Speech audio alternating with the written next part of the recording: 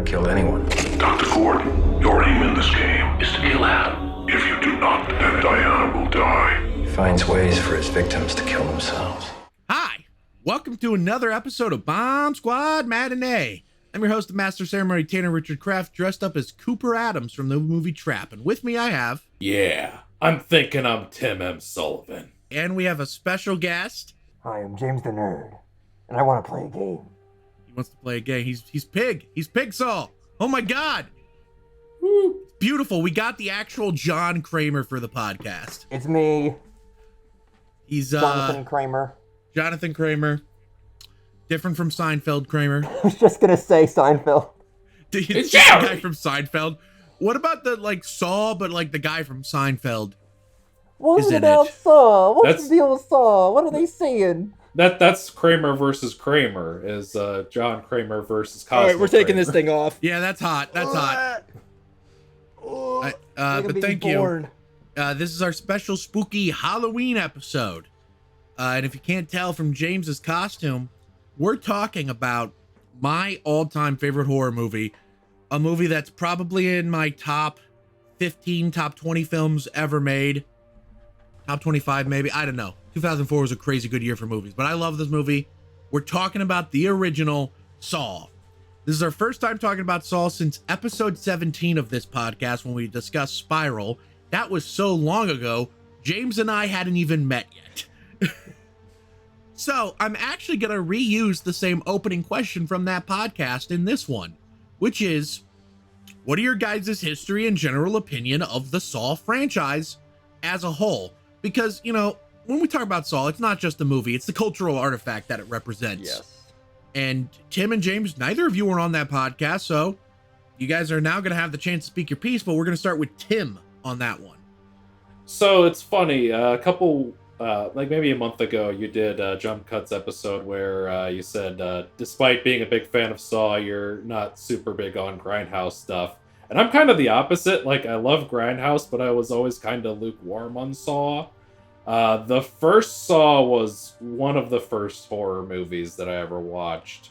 And it was, specifically because it was promised buckets of blood. And was disappointed when there was a little bit of blood. It wasn't the fucking gore fest that it was advertised to be, but I can appreciate that it is, going for more of a dramatic story than what it's necessarily advertised as. Like, there's certainly some gore in the later sequels that would come. Boy, is there ever. Yeah. It's a franchise that I have been wanting to come back to a little bit, because I went through the first 7 movies a long time ago, and I remember having fun with them, but for whatever reason past the first 3 or so just didn't really stick in my mind. But I'm willing to give them another chance, and I was happy to revisit this first one. What did I think? Find out later. Back to you, Tanner. You hated it. No, I'm kidding. Many such cases. Many such cases. No, that's all good stuff. It's funny you bring up how they advertised the first Saw movie as buckets and buckets of blood, considering the first Saw movie is I might get into this later. You can borderline argue that the first Saw isn't even a horror movie. I won't say that, but you can make that argument. I think Eric Striffler said it best. Saw premiered at Sundance. It's a film-ass film. Yeah. It's like an actual movie more so than the sequels are. But James, we invited you on here for a reason. You're in my camp. You're a Saw super fan like me. I've never seen it. Oh, okay. That's fair. Let her rip then. Okay, this is a loaded question for me. I fell in love with Saw. 2009. It was right when the 7th one was coming out, of the quote unquote final chapter. My sister brought home Saw 2004 from Blockbuster. Remember that? Yeah, good times. So every week we would rent a movie every Friday, and for the next 6 weeks we went through all the Saw movies. Mind you, I was 12. Correct age. Yeah, the correct age. Right. I loved it, the first one, but I couldn't watch it. I had to look away. I couldn't eat while I watched it. It was the same for Walking Dead when I first started watching it back in 2010, like a year later. But soon into the franchise, I got immune to it, and I started to enjoy the story behind it. They kind of, again, to beat a dead horse, another Eric Striffler quote. It's like a soap opera. It's like there's so much stuff going on and so much lore intertwined. Like in the 6th movie, you find out somebody from the first movie was dating this person, and so I actually made that up, but it actually is accurate. Shit. Spoilers. But yeah, like stuff like that. You find little things in between, and it's so much lore in it, and such a big community and a vast community of fans that have kept the franchise going for 20 years now. Yeah, but we just hit the 20th anniversary. And it was back in theaters. Tanner, I'm sure we'll get it. Did you see it back in theaters again? I saw it back in theaters in the summer when my local theater did a 20th anniversary thing. I didn't get to do it. But you yelled at me. Remember, you got mad at me for not telling you because I saw it in theaters, and you're like, "Why didn't you tell me?" And I was like, "I thought it was just my theater." So that's why I looked it up this time. So around the time that I realized, oh, it's the 20th anniversary, I wonder if they're going to do anything. I looked it up on Fandango like a month and a half before they announced the rescreenings, and I saw the times for it, and I purchased my tickets a month before it was even announced. I was like, thanks, Tanner. Yeah, you're welcome. Yeah, thank you for being oblivious. I listen, and yeah, but I didn't get to do this latest one that was Fathom Events, but I saw it in theaters this year, which was great. Rewatching the original Saw in theaters for the first time is an experience. My first time ever seeing in theaters. There was a group of teenagers behind me, and I think it was their first time watching it, and it was actually kind of nice because they seemed to like it. You know, oh my God. You'd be worried that like maybe 20 years on, it's not gonna appeal to kids that age, but it seems to still do.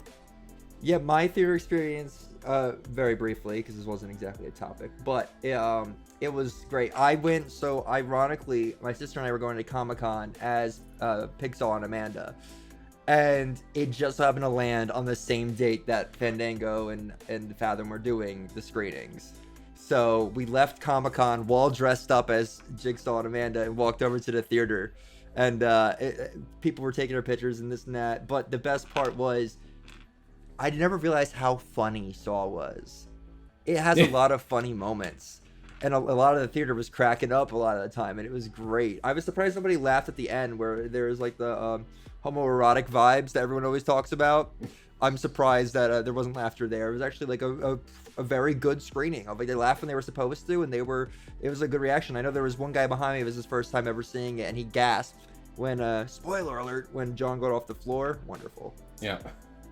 Yeah, that's awesome. Yeah. You're a big Saw head. What is the fan base called? I don't know. I'm looking it up. Please look it up. Puzzle pieces. That'd be fucking hilarious. What's up, puzzle pieces? I'm it's sorry. Your boy Jigsaw. The fan base is called Spiral because of remember in Spiral when he was like, John Kramer had it right. Spiral, the symbol of everything. What the fuck was he talking about? He never once spoke in that. Never once did they bring up. That was just They're gonna get to install 11. Yeah, oh my God. There's a reason I put spirals on the puppet's cheeks. The cop. What? If Chris Rock shows up in the next Saw movie, I'm gonna lose my fucking mind. Him as a child. It's what's his name from Abbott Elementary. The fucking mustache one. It says it doesn't have an official university recognized name, but fans sometimes refer to it as Sawyers. I hate it. We're puzzle pieces. Puzzle pieces is much better. Yeah. All right. Yeah. My time to shine low. I'm not going to get too in depth because I'm sure I talk about this a lot in the Spiral podcast. So if you want to hear me go in depth, you can watch that. I love Saw. I try to rewatch the movies every October. I have failed the last couple of years. There's more and more movies now, and one of them I just flat out don't like. I don't like Jigsaw. Sorry. Thank you. Like one of them I just flat out don't like. I like Spiral. Jigsaw I've told the writer this to his face. I don't blame the writer for that. Clearly it's a good team. Yeah. Point being, I love Saw. It is my favorite franchise, and it's like James said, it's the soap opera of it all.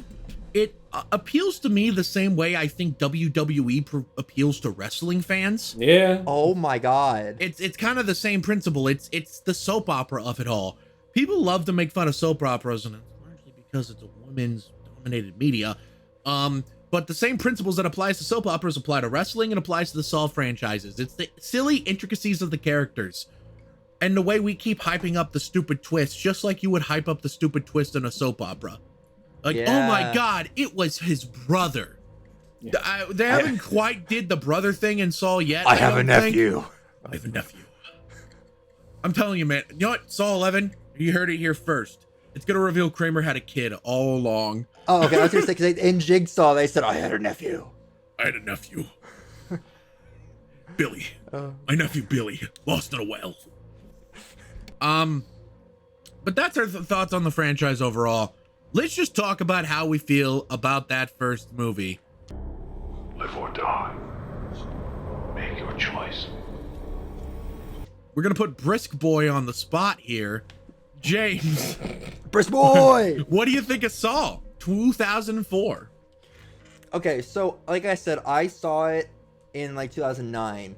And to me, a lot of people watching it nowadays for the first time, it's like a Darth Vader level twist at the end. That people, it's just known in pop culture. People know that, oh, Jigsaw's the guy in the floor. You know, like that's just the thing. I'm so glad. I was too young to appreciate it when I saw it. But I'm glad I didn't know that going into it. Because I don't think it would have been that big of like a thing to me looking back at it. Like that's a big twist. Like that's one of the best twists I think. It's the best horror twist of all time, if you ask me. For sure. Dead Silence was pretty good too. I hate you. Oh, buddy's nerfed. Oh man. But it made its place in media. Imagine, so Freddy Krueger has a burned face, this and that. Ghostface has a mask. Jason has a mask. Imagine just John Kramer is just a dude, and he is one of the biggest icons of horror today. Well, technically, this guy takes up. I mean, people call the puppet Jigsaw all the time, but like I was correcting every single person that did that at Comic-Con. There was a little girl, probably about 9 years old, that goes, "It's Billy," and I was like, she probably knows that from Fortnite, but I love her. We'll allow it. No, it's like the guy from Fortnite. Fortnite Battle Pass. Fortnite balls. I'm gay. I like boys. I kidnap autistic kids. Little Jigsaw is white. That's true. Little Jigsaw is his name when he puts on like the backwards cap in that one movie. It's like, hey, I'm Little Jigsaw. Let me cut a rhyme. Why is he so Italian all of a sudden? Hey, come on! I'm walking. Forget about it. I'm sawing here. I'm sawing here. I'm sorry. Your challenge is you go to like a New York Italian. You're like, you want to survive. You have to eat. We have poisoned you. The antidote is in this Chicago style. Most New York pizza is poison, so it works. Oh yeah, no, the antidote is in the Chicago style deep dish. You have to eat the entire pizza in order to survive. The antidote is in the toasted ravioli. No! No! Not the garlic knots! James, what do you think of the movie? Sorry, I got you way off track. It's a great twist, you're right. Keep going. Are we still talking about it? Okay. I think so. Yeah, it made its place in media of like he's just a dude. They were able to create their own horror icon out of a out of a small independent film that again premiered at Sundance, where a lot of artsy films go and a lot of like a film ass ideas film go. It's a film. Franchise as a whole starts as a film franchise, turns into a movie franchise, or starts as a film, ends as a movie franchise. The first 3 Saw films are films, and then it kind of delves into insanity, but for some reason that's like part of the charm of it. It's like you watch the first movie and you think about, oh, that was this from like the soap opera of it all. You kind of watch it in a new context from watching the other movies, but you could still watch the first one on its own. Once you start watching the other ones, pieces start to connect. I think the second one can also stand alone a little bit. Just barely. By number 3, it's like, oh, you have to watch them all. You have to. Even the second one is like, the big twist of that movie is like, hey, the girl from the first movie. Yeah. But I mean, I don't know. Saw's great. And it's crazy that it is just some guy, considering he was just cast because they liked the sound of his voice. And now here he is, 20 years on, and he's still doing it. I hope they start shooting Saw 11 soon. Yeah, I know. I'm getting nervous. I'm getting nervous. I hate to bring that up, but he's getting close to 80. No, he is 80. He's like 84. Okay, he's not that old. I'm looking it up. Tobin Bell age. How old is Tobin Bell? Oh my God, he's 82. Yeah. He is slightly older than the president. He should start running. He should. I would totally vote for Tobin Bell. I saw him walk down a flight of stairs better than Biden. Yeah, James, is there anything else you want to say? Or should I? No, that's it. All right, Tim, I saw that you gave it a 3.5 out of 5 on Letterboxd. Explain yourself. Yeah. It's pretty good. That's it. Yep, Can't argue that. Can't argue that shit. No, I mean, I did enjoy revisiting it. I enjoyed seeing, like, the funniest thing that stuck out on this watch is just seeing how fucking 2000s core all of the editing is in this movie. I love it. It's so fun, just a fucking Speedy shaking all over the place. But they low-key started that. Yeah. The Saw style is like that super like jump cut heavy thing. Saw, I can't say for certain Saw invented it, but I do know Saw definitely pioneered it and put it into the mainstream. It's very like music video heavy kind of editing.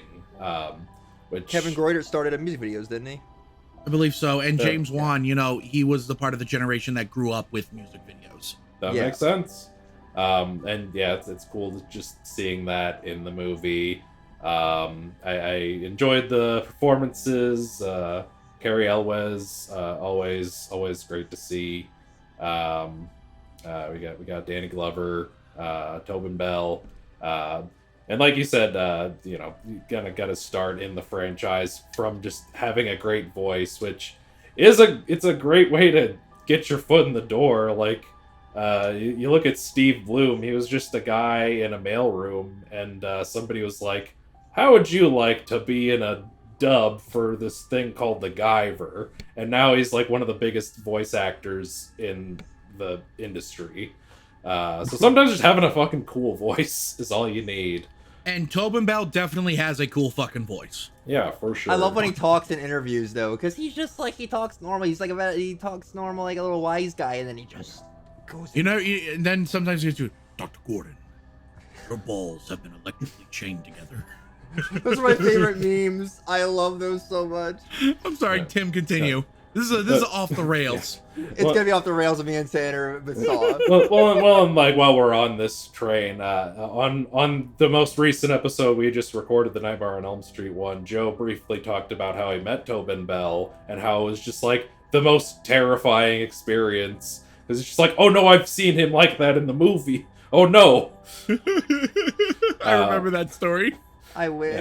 Yeah, I can imagine that's super intimidating. But yeah, he's great in the movie. He's great in the franchise. From what I've seen, again, I've only seen the first 7. I never watched past that. I might at some point. The newest one, Saw X, is the best since Saw.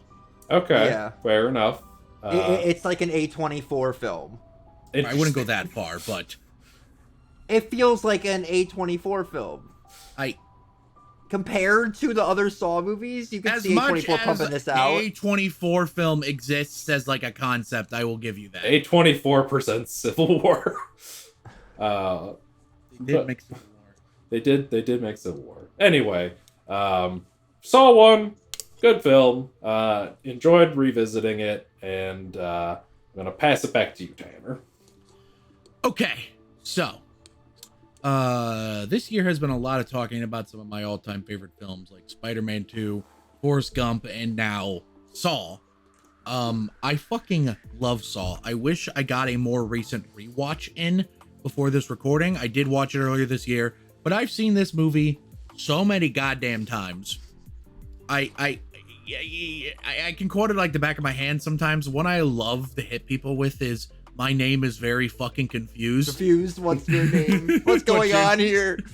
I love hitting people with that one. They never get what it's from. They just think I'm saying an insane thing to say.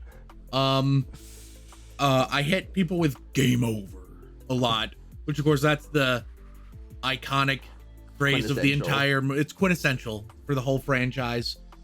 Where to start here?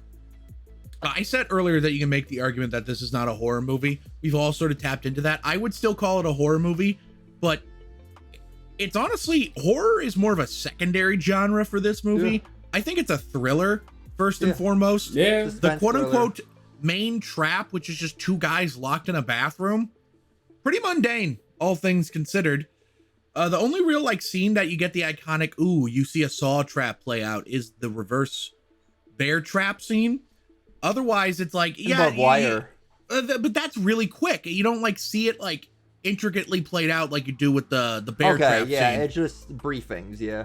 Like it's like a very flashy edited thing. It's not like the sequels were the traps.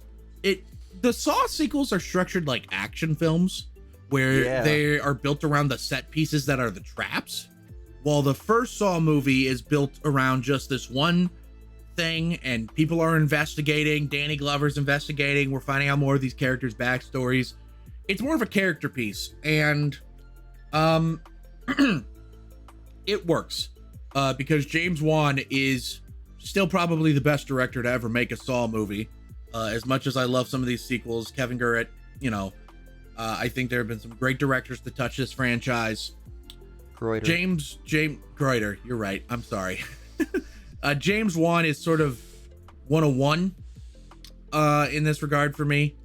And his style is all over here. This was his first feature film, which is crazy considering the level of filmmaking on display in some of this stuff. But then some of it, it's like you can really tell it's baby's first feature film. You notice how there's like 0 exterior shots in this movie? I love it. Everything takes place in a building. Which is kind of awesome. I love that. I love that. The second you see Sky in Jigsaw, I was like, yeah, no, this movie sucks. Daytime Sky too. Well, Saw X has a lot of sky, so I mean. But it's color graded Sky. It's color graded. It's green. They do the Mexico filter in Saw X. Yeah. I have to criticize her for that. That was the style of the time. Were these movies ever in Mexico though, or like were they ever in like a third world country? The newest one takes spoiler place alerts in for Saw Mexico. X. Okay. The newest one takes place in Mexico, and the second he steps foot into Mexico, there's a yellow filter throughout the rest of the movie. This movie came out 2 years ago. There was an episode of Better Call Saul, I think it was in season 5, where Mike wakes up and he goes outside. I'm like, he's in Mexico. I can tell by the color grade. It's a filter. It's there. Sorry. Lee Winnell. He doesn't act often. I think he does a solid enough job here. Solid. He's solid. He's basically the main character. Adam is arguably the main character. And he does a fine job. He holds his own against Cary Elwes, an actor who has a lot more experience and, let's be honest, is a better actor. But Lee Winnell does fine. Every time Danny Glover is on scene, it's like the coolest movie ever. I love watching Danny Glover investigate Saw. I love the scene where they almost catch him. Because when you watch the sequels, the idea of them ever getting close to catching Jigsaw is inconceivable. Yep. Yes, I'm sick, officer. Sick from the disease eating away at me inside. Sick of people who don't appreciate their blessing. Sick of those who scoff at the suffering of others. I'm sick of it all. But they had him. Sick of it all. They had him in this movie. They sliced Danny Glover's throat open. This is the craziest thing every time I watch this movie. How the motherfucker did he live through that? Because he's simply built Danny different. Glover. He's Danny Glover. That's right. This is America. I don't get you slipping up. No. I love Saw. I love this movie. The score. The score is incredible. The industrial score. The editing pioneered a lot of stuff. It's the greatest horror twist of all time. Let's just get into general discussion after a brief commercial break. to that chain is in the bathtub.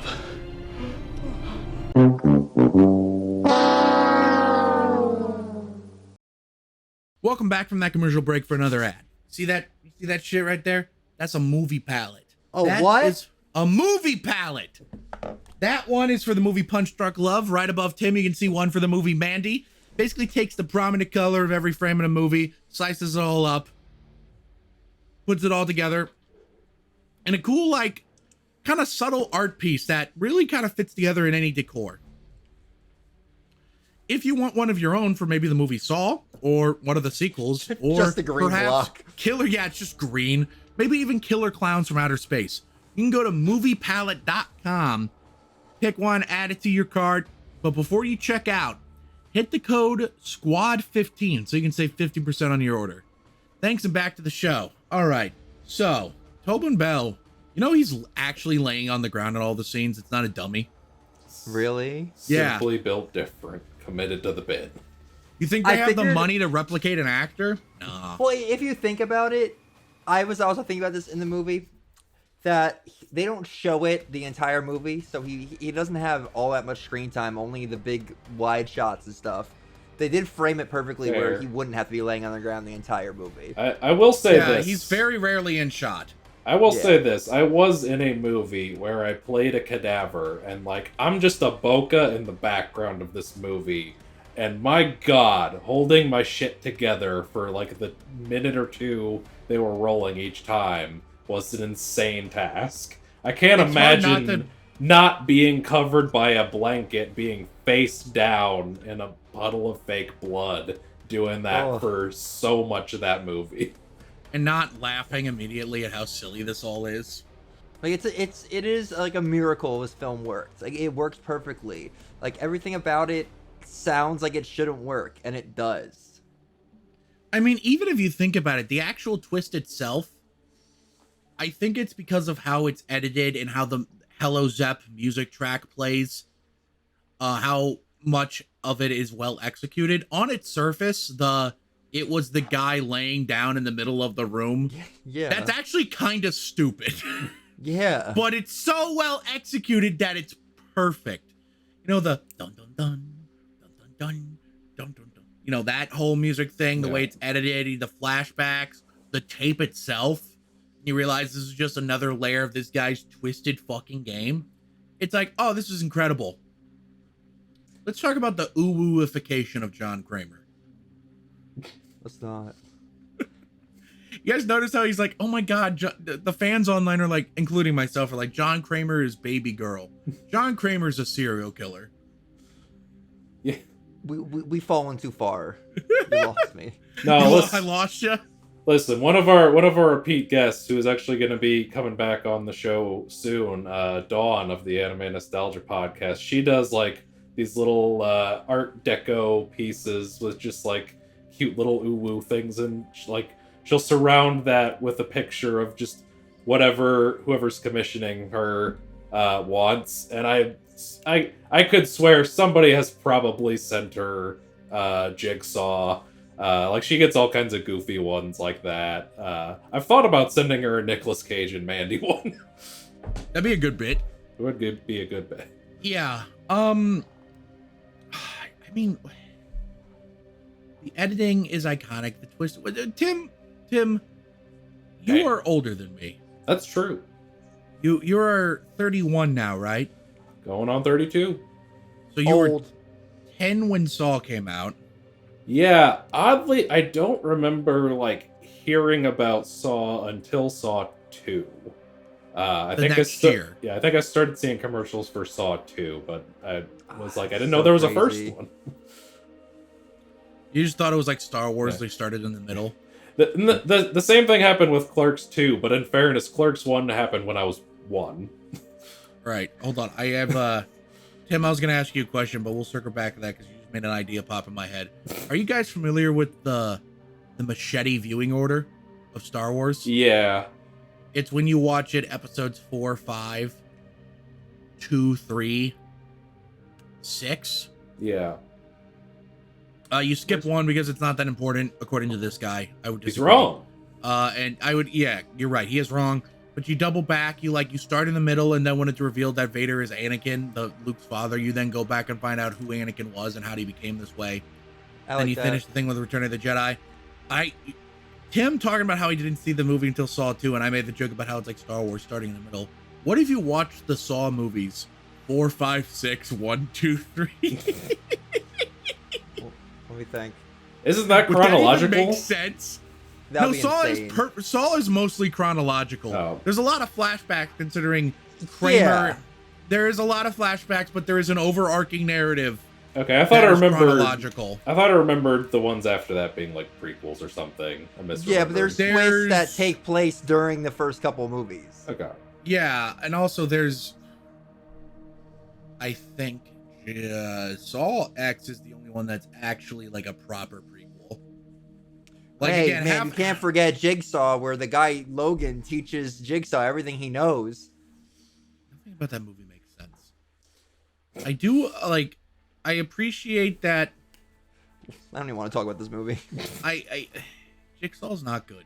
No, I'm so sorry, I wouldn't mind seeing that guy come back though. I don't think I would mind seeing him come back. Boo! Somebody boo this man. Boo yourself. It's not his fault. No, you. Oh, boo yourself. It's not his fault. Anyway, what was their question? Tim, what did you think of the twist when you first saw it? I remember thinking it was interesting. I don't think I was like aware of it prior. Like I watched the first Thank Saw, God. I think like James in 2009, because that was when I was like starting to get into horror. Like I was playing Dead Space and starting to watch my first couple horror movies. And yeah, I don't think I was aware of it going in, but when it happened, it was like, oh shit, He was the dead guy all along. he wasn't really dead. Which- I He love got a how- really high grade prosthetic piece for his head. Yeah. Yeah. Well, I mean, to be fair, Jigsaw. Okay, let's get into it. He does it for love of the game. None of the movies ever dares to explain this question. Where the How fuck did he do it? Yeah. does Jigsaw Kramer get the fucking money for all the bullshit he has to buy to keep this shit going? He was a high grade engineer. Okay, but I want to see the spreadsheet. Show me the account balances. Okay.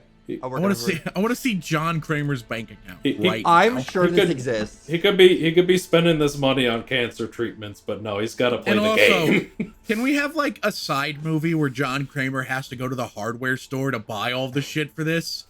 I pitched this before.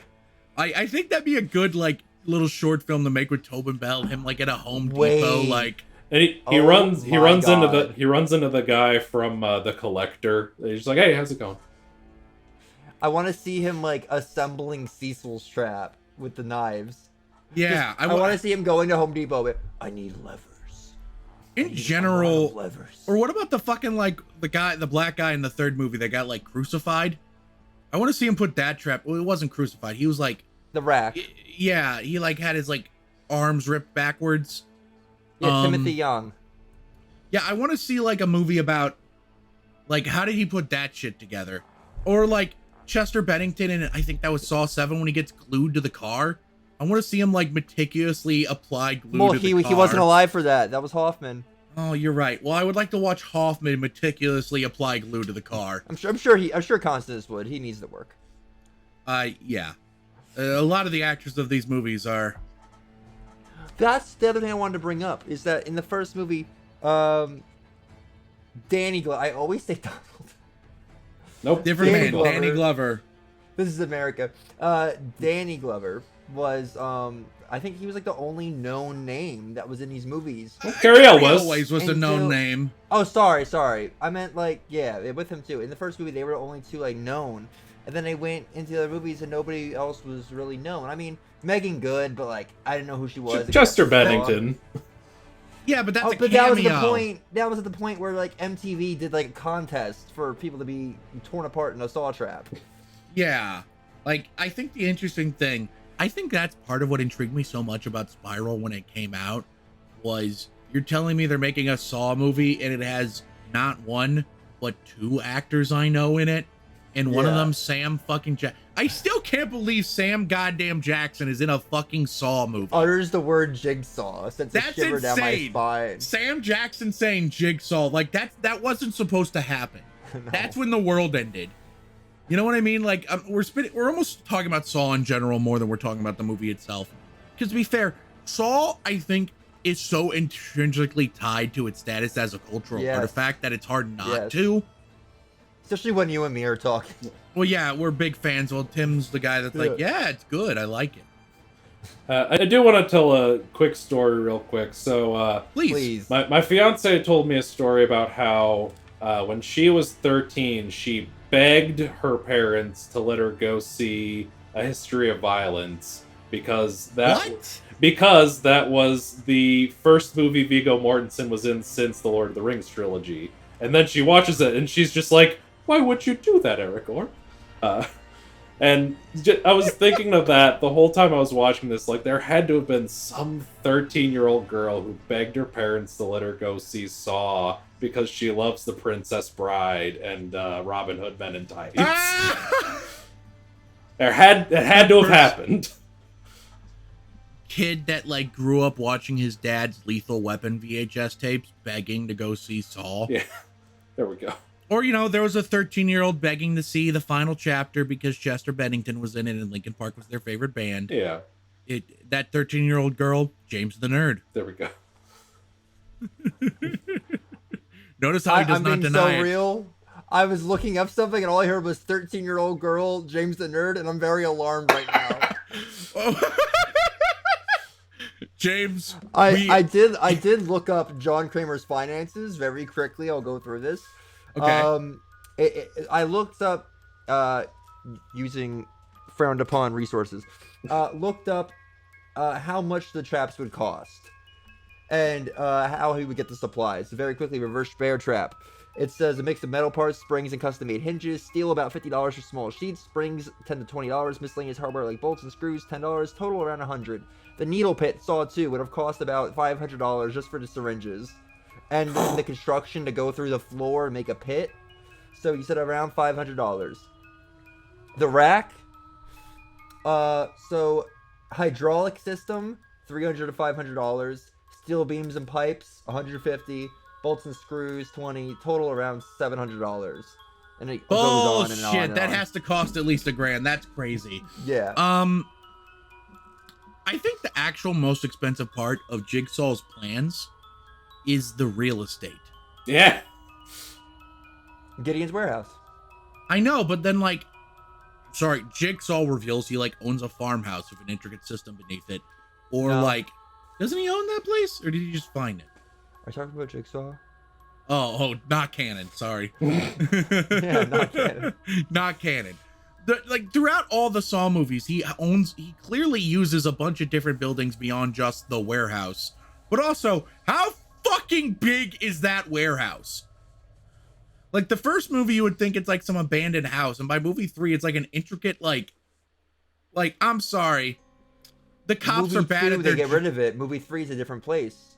Movie 2, they find it and everything. That's right. They get rid of it. I'm sorry. Cops are bad at their jobs. They should have figured out it was John Kramer a lot sooner. It should have been like, who's a wealthy retired engineer in the area? What city does this shit take place in? New Jersey. Saw City, that's right. It takes place in New Jersey. And Spiral takes place in Philly. Well, where in New Jersey? Like Newark? Probably. I wouldn't put it past them. That's the only. Tony I think Soprano. Well, here's the thing. In Saw, he gets a lot of drug addicts. Yeah, it's Newark. Okay, yeah, drug at Newark. Somewhere just off screen when Saw is happening, The Sopranos is also happening.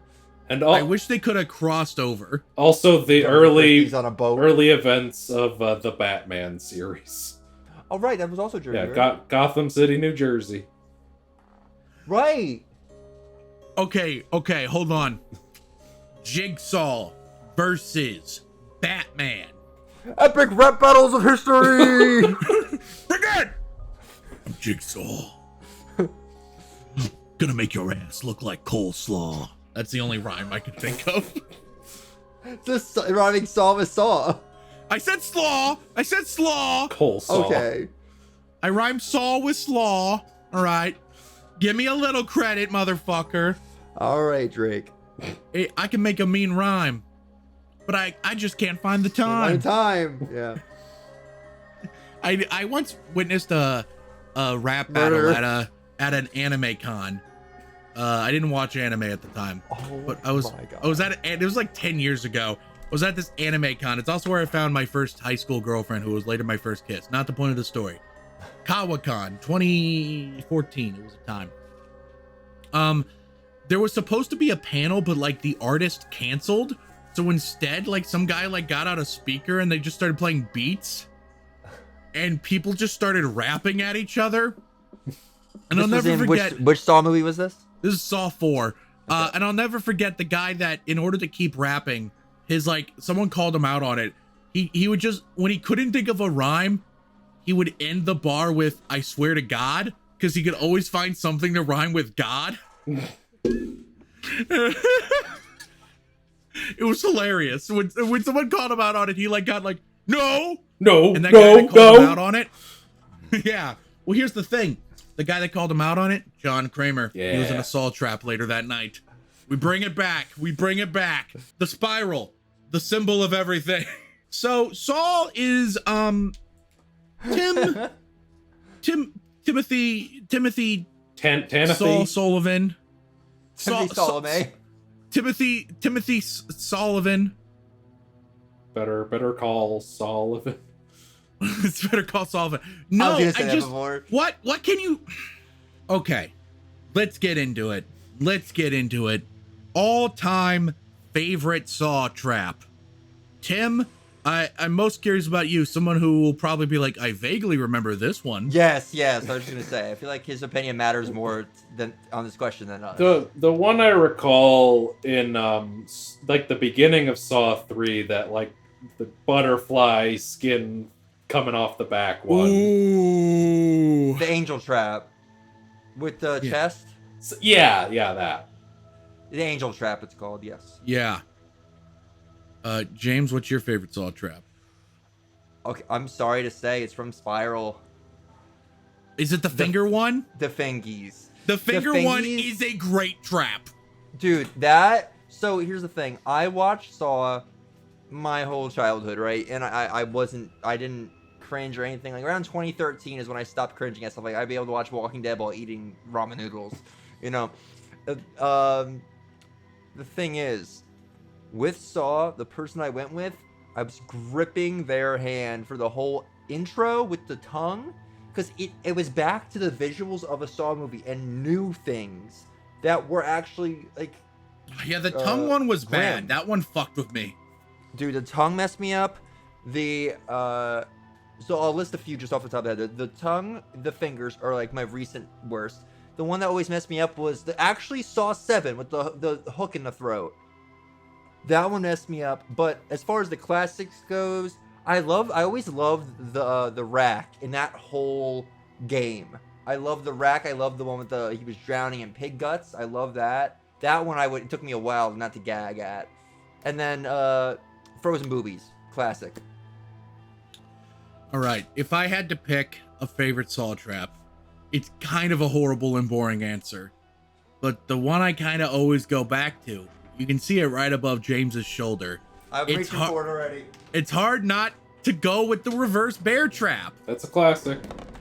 It's the simplicity of it is what makes it work. James custom 3D printed that shit, and it looks incredible. Hell yeah. It was And fantastic they're available work. for sale. They are. They were. My printer broke. Feel free to DM me. Oh, your printer broke? Oh, damn. There is another one that I just remembered. I can't remember which movie this is from. I think it was 5 or 6. The one where the guy had to like fill the tank up with his blood. 5. End of 5.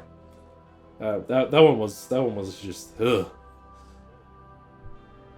My favorite shot in the Saw movie is him sticking his hand up, and it was a practical hand that was split in half.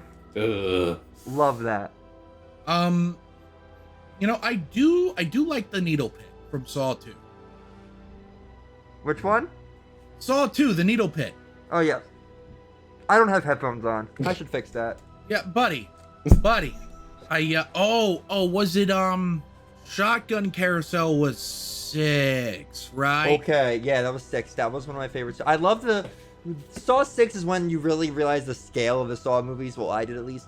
And there was the giant like maze of fences and gas and all that, and the heat. I remember on Planet Coaster, Roller Coaster Tycoon 3, I downloaded a whole bunch of mods to allow me to make like a Saw roller coaster. I remember trying to remake. It was like the longest roller coaster, took up the whole park, and I meticulously made every single Saw movie. And once I got to 6, I was like, damn, this is getting hard. like the set pieces were a lot bigger than they needed to be. And then they dialed it down for Saw 7, but it had no soul. Saw 6 to me represents until Saw 10, I would have probably confidently said I thought Saw 6 was the best sequel. Yes. The whole health insurance thing that ties it together was pretty brilliant. And it's especially an improvement considering Saw 5 is kind of boring. I mean, in Saw 6, he literally puts a guy in a trap for smoking cigarettes. Yeah, which is hilarious. Okay, you want to talk about Saw traps for the reasons, or like, what the fuck are we doing here, guys? First trap of Saw 7. Listen, is dating 2 guys at the same time kind of shitty?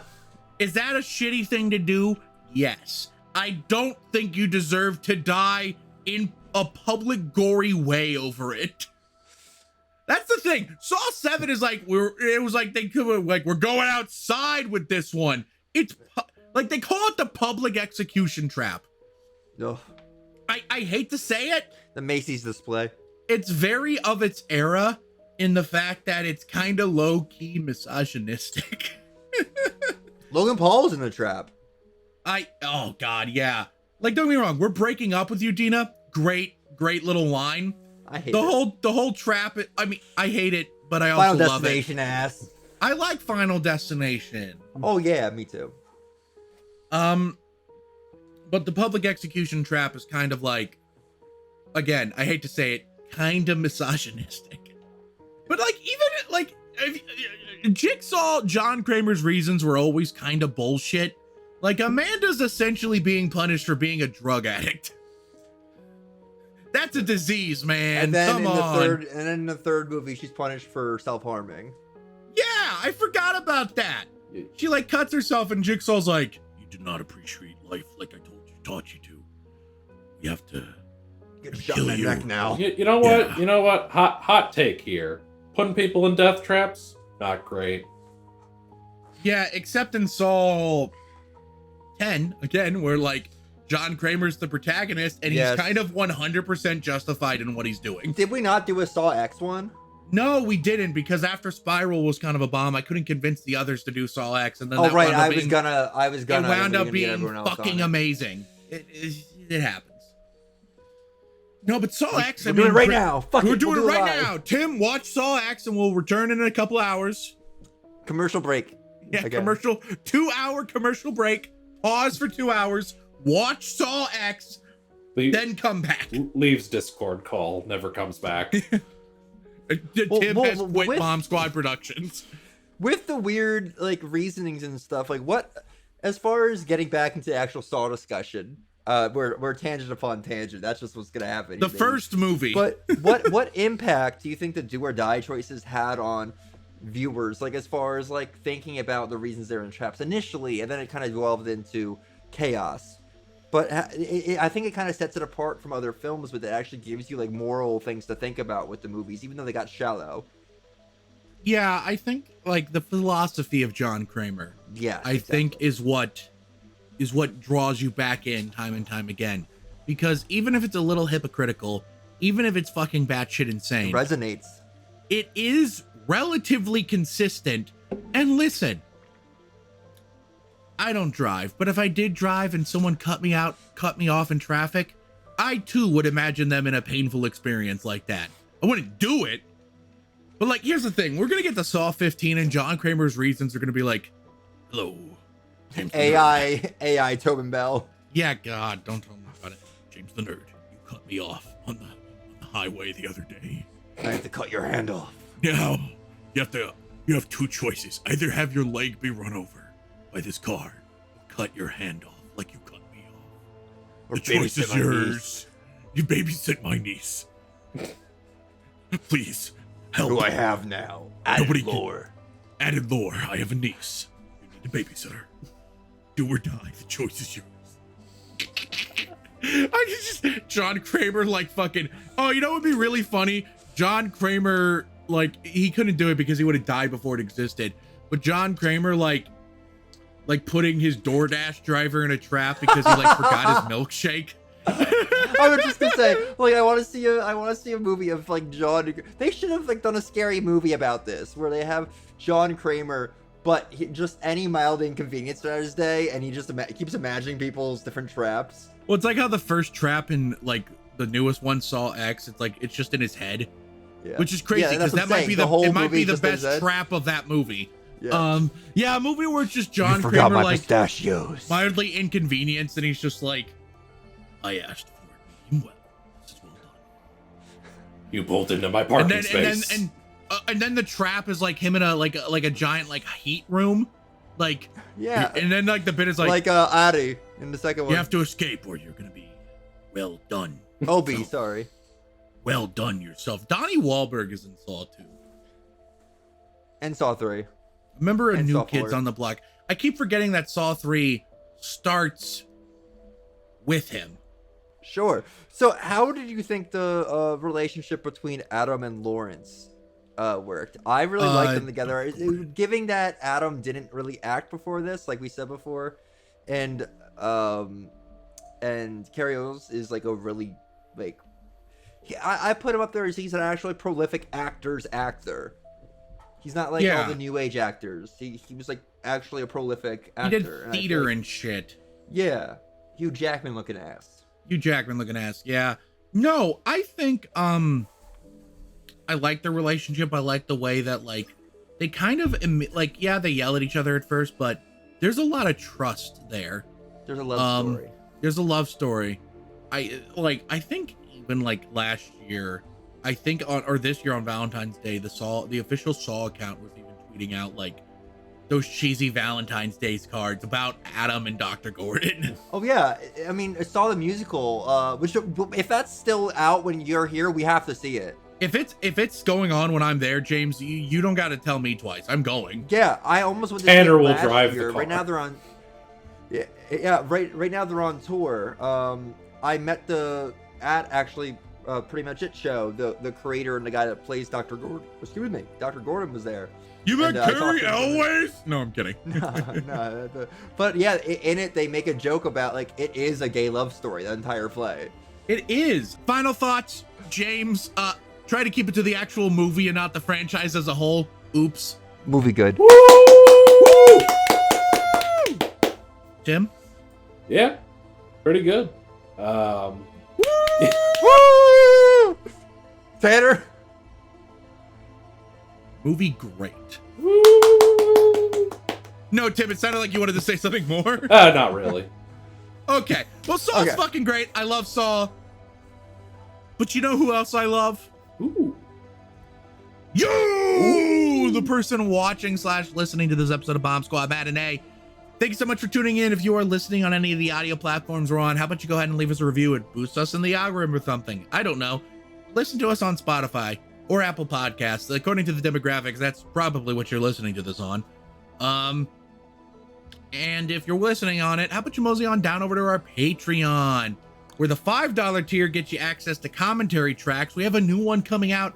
I don't know when this episode is coming out, but on Halloween, we will have a commentary track for the Jim Cummings movie, The Wolf of Snow Hollow, dropping. Ooh. So that should be a lot of fun. And we have some other ones. We have the Sonic one. We have the Sorcerer's Apprentice one. We have the Space Jam one. We're trying to do at least one a month. I would love it if we could do 2 or 3 a month, but it's hard to schedule things. Either way, $5. $5, you know who to call. $5 gets you the commentary tracks. $10 gets you this special shout out at the end of our episode. So, Mr. Jason Secord, he's been a longtime supporter. We appreciate him. Thank you so much for giving us money. Yeah, exactly. No, that's Jason Secord. Never mind. And Tanya Kraft, my mom.